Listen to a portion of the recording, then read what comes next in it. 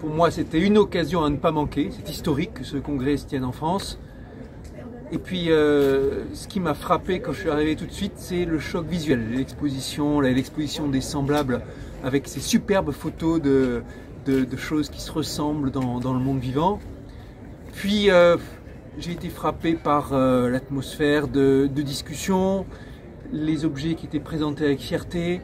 Au WWF, ils vont montrer leurs films immersifs. Il y avait le stand de biomimétisme avec un paquet d'innovations qui étaient basées sur les récifs coralliens en particulier. Enfin, bref, j'ai ressenti et j'ai vu beaucoup de fierté de la part des personnes qui étaient là, de partager ce qu'elles font au quotidien pour aider la nature, la biodiversité, le vivant. Alors sur le message de cette manifestation, qu'est-ce que vous attendez de concret pour la nature dans les années qui viennent? En premier, la façon dont on parle ici de la nature, c'est quelque chose qui vous vient directement au cœur.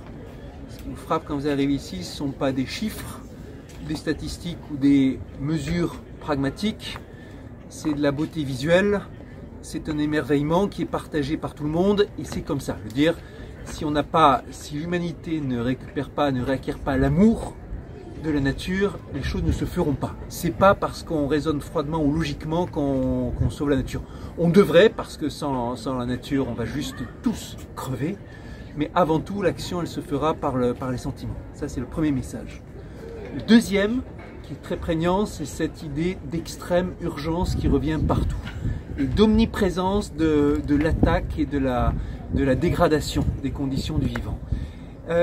J'ai remarqué un peu partout, aussi bien dans les panneaux que dans les discussions, des questions du genre qu'est-ce que vous pouvez faire personnellement, à quoi on doit penser sans arrêt, avec des thèmes qui reviennent tout le temps, tels que l'habitat qui envahit la nature, tels que la question des pesticides, la question des plastiques, et tout ça qui vient en boucle, et là comme pour nous dire, le combat pour la préservation de la nature, pour la biodiversité, c'est pas un truc auquel on doit penser de temps en temps, c'est quelque chose qu'on doit avoir en tête tout le temps.